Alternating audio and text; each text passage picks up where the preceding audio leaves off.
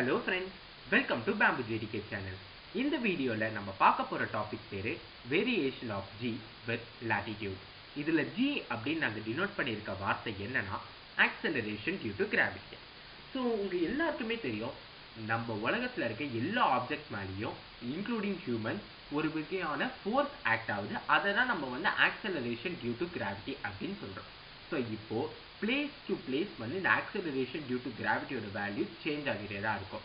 So இது ஏன் change ஆகுது அப்படின்னு பார்த்தீங்கன்னா லாட்டிடியூட், ஆல்டிடியூட், டெப்த் இந்த மாதிரி 3 ரீசனால தான் இந்த வேல்யூ சேஞ்ச் ஆகுது.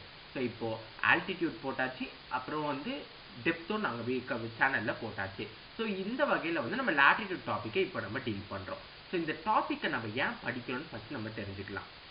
நம்ம உலகத்தில் இருக்கக்கூடிய ஒரு பிளேஸ்லையும் ஒரு வகையான acceleration due to gravity act ஆகுன்றது இப்போ தான் நான் சொன்னேன்.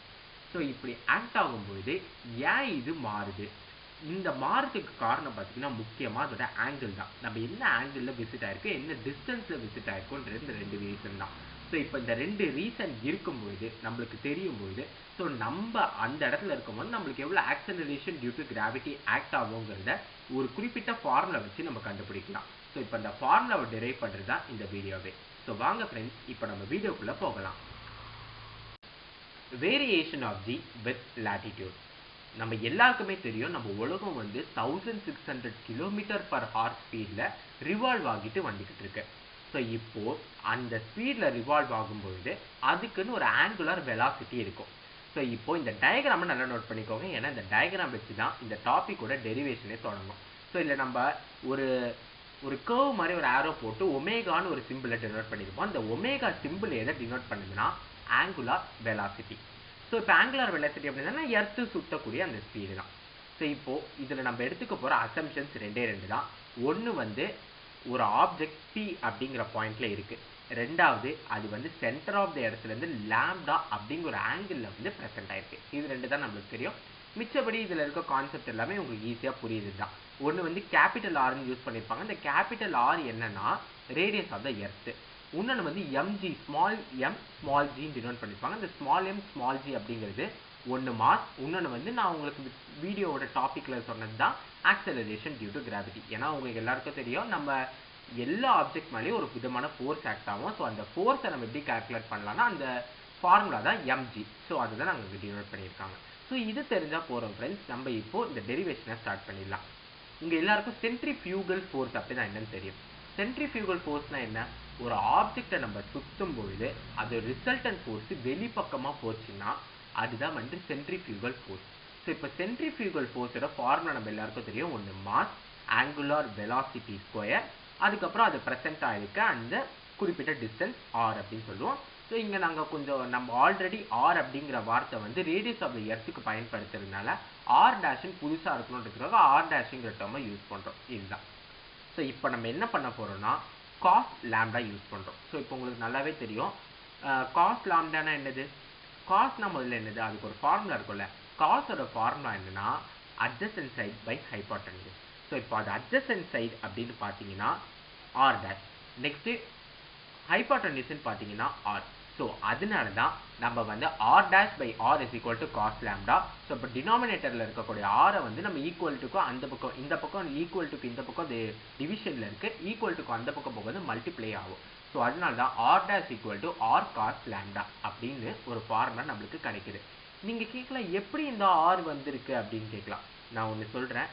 நம்ம எடுத்துக்கிட்ட பாயிண்ட் எங்கே இருக்குது, பி. அதாவது எர்த்தை சுற்றியும் ரேடியஸ் ஒன்று தான். ஸோ இப்போ பிங்கிற பாயிண்ட்லேயும் வந்து அதே ரேடியஸ் தான் இருக்கும், ஈங்கிற பாயிண்ட்லேயும் அதே ரேடியஸ் தான் இருக்கும். ஸோ இப்போ ஓபிக்கு பதிலாக நம்ம வெறும் ஆர்ன்னு கூட சப்ஸ்டியூட் பண்ணலாம். ஸோ அதனால தான் நம்ம ஆர் டேஷ் பை ஆர்ன்னு போட்டிருந்தோம். So r dash is equal to R cos லேம்டாங்கிற ஃபார்முலா கிடச்சிருக்கு. ஸோ இல்லை லேம்டா அப்படிங்கிறது தான் லாட்டிடியூட் வித் அந்த ஆங்கிள். ஓகேங்களா? ஸோ இப்போ இதுதான் நம்மளுடைய மெயின் அசம்ஷனே. இதை வச்சு நம்ம ஈஸியாக இதுக்கப்புறம் வரக்கூடிய சின்ன சின்ன ஃபார்முலா அப்ளை பண்ணிங்கன்னா இந்த கம்ப்ளீட் ஸ்டெப் கிடச்சிடும். இந்த கம்ப்ளீட் ஸ்டெப் மூலியமாக நம்ம ஒரு ஃபார்முலா டிரைவ் பண்ணிட்டு ஒரு பர்டிகுலர் பிளேஸில் இருக்கக்கூடிய ஆக்சலரேஷன் டியூ டு கிராவிட்டியோட வேல்யூவை ஈஸியாக நம்ம கண்டுபிடிச்சிடலாம். ஸோ இப்போ நெக்ஸ்ட் உங்களுக்கு சென்ட்ரிஃபியூகல் ஆக்சலரேஷன்னா என்னன்னு உங்களுக்கு ஈஸியாக தெரியும்.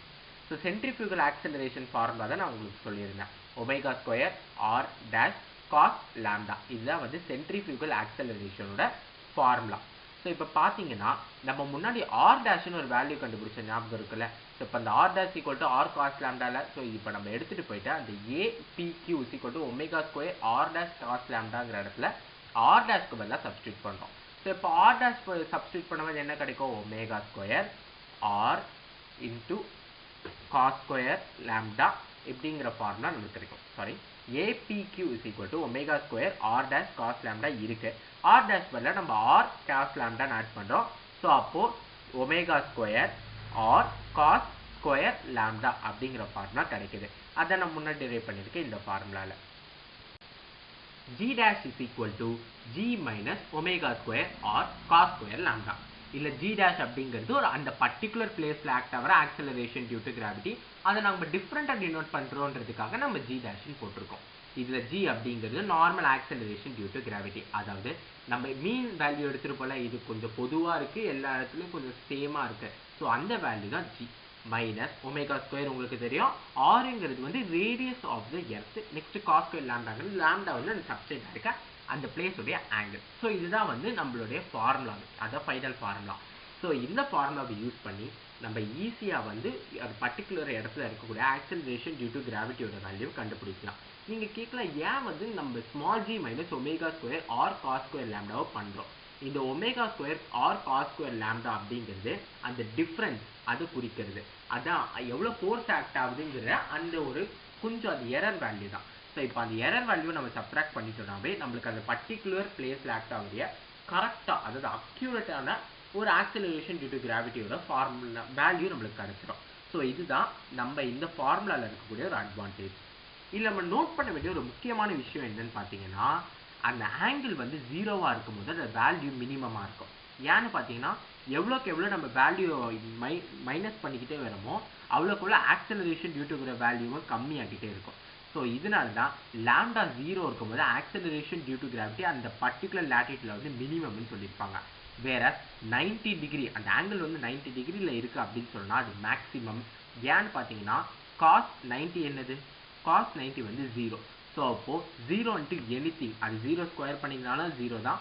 ஸோ இப்போ zero into anything zero. So அப்போ G dash is equal to G, அதாவது அதோட மேக்ஸிமம் ரேஞ்சை இந்த ஒரு ஆங்கிளில் தான் அது அட்டைன் பண்ணுது.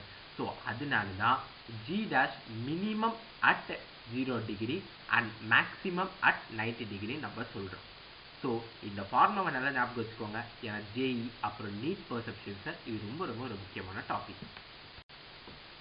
ஃப்ரெண்ட்ஸ், இந்த வீடியோவில் நம்ம acceleration due to gravity with latitude அப்படிங்கிற டாப்பிக்கை பார்த்துருந்தோம். இந்த டாப்பிக்கில் உங்களுக்கு ஏதாவது டவுட்ஸோ இல்லை கமெண்ட்ஸோ இருந்தால் கமெண்ட் பாக்ஸில் போஸ்ட் பண்ணுங்கள். நம்ம சேனல் பேம்பு ஜெரிக்காவை மறக்காமல் சப்ஸ்கிரைப் பண்ணிவிடுங்க. பக்கத்தில் இருக்கக்கூடிய பெல் ஐக்கானை கிளிக் பண்ணிவிடுங்க.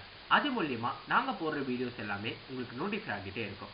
தேங்க்யூ ஃபார் வாட்சிங். Thank you friends.